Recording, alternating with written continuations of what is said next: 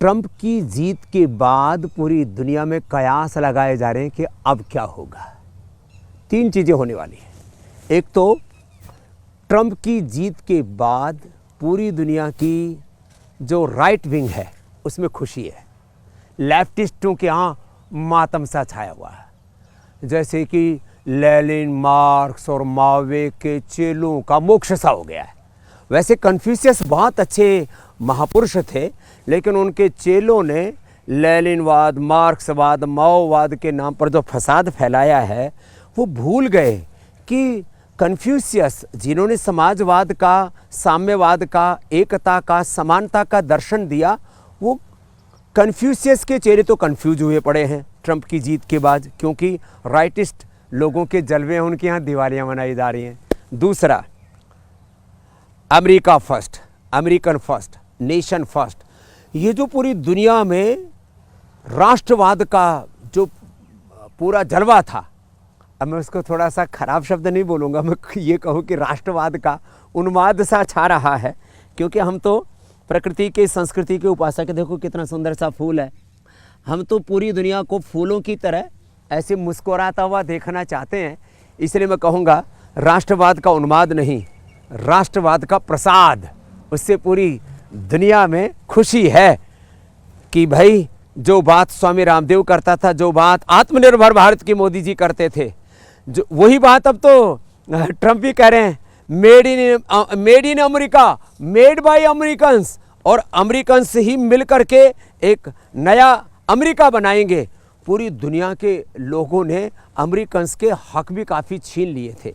तो अब राष्ट्रहित पर सर्वोपरि है, राष्ट्र धर्म सर्वोपरि है, राष्ट्र प्रेम सर्वोपरि है, नेशन, देश सब कुछ है। ये विचार, ये संस्कार अब हिलोरे ले रहा है पूरी दुनिया के अंदर। तो अब पूरी दुनिया के ये जो मैं कहता हूँ जिसको मूर्ख कहो, अविवेकी कहो या दंभी कहो, ऐसे पॉलिटिशियंस जो एक अलग प्रकार के ग्लोबलाइजेशन और लिबरलाइजेशन के नाम पर साम्राज्यवाद, पूंजीवाद, और मैं कहता हूं एक बहुत खतरनाक शब्द प्रयोग करता हूं, एक आइडियोलॉजिकल टेररिज्म से पूरी दुनिया को में टेरर फैलाना चाहते थे। अब उनकी सामर्थ्य आ गई है। एक तीसरी बात बहुत महत्वपूर्ण है। अब जो लोग इस्लाम को, कुरान को बदनाम करके गज़वाए हिंद का सपना संजोए बैठे थे, उन बांग्लादेश वालों में, उन पाकिस्तान वालों में मातम सा छाया हुआ है कि भाई ये तो इधर तो मोदी और इधर जो है योगी और इधर जो है ट्रंप, और फिर उसमें आहुति रामदेव ने भी लगा दी है। अब क्या होगा? अरे अच्छा ही होगा ना, तुम क्यों परेशान हो रहे हो? तुम अपना इस्लाम को, कुरान को बदनाम मत करो, तुम गज़वाए हिंद मत चलाओ, तुम अच्छे मुसलमान बनने की कोशिश करो, जो सच्ची शिक्षाएं हैं ना उनको धारण करो, इस्लाम की या ईसाइयत की या तमाम तरह की।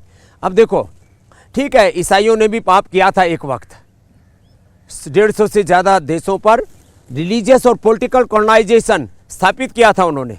बाद में उनको समझ आ गई तो उन्होंने वो जो है उन्माद अब थोड़ा कम कर दिया है।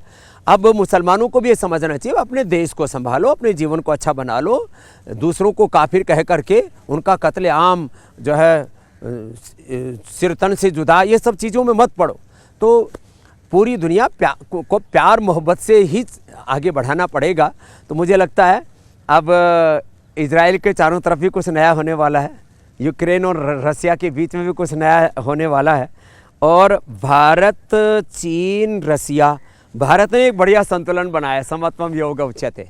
बस एक अंतिम बात और कहता हूँ, अब एक नए दौर में दुनिया प्रवेश कर रही है। बस एक अंतिम बात, हम 100 करोड़ से ज़्यादा सनातन धर्मी हैं और 500 करोड़ से ज़्यादा पूरी दुनिया के लोग योग, आयुर्वेद और सनातन धर्म को अपनाने की ओर आगे बढ़ रहे हैं। इसलिए मैंने कहा था योग धर्म, सनातन धर्म योग धर्म बनने जा रहा है।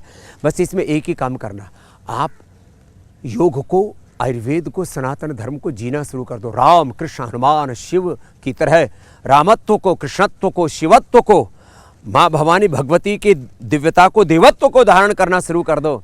जिस दिन सनातन धर्मी पक्के सनातनी धर्मी बन जाएंगे, मैं सनातन धर्म को जीता हूँ, उस दिन विकसित भारत का सपना भी हमारा पूरा होगा और भारत पूरी दुनिया को लीड करने का सामर्थ्य अर्जित करेगा। ये जो पूरा नया परिप्रेक्ष्य बन रहा है विश्व का, तो मैं इतना ही कहूँगा, इस नए परिप्रेक्ष्य में आप अपनी भूमिका तय कीजिए। भारत परम वैभवशाली बन के रहेगा। भारत माता की जय। सत्य सनातन वैदिक धर्म की।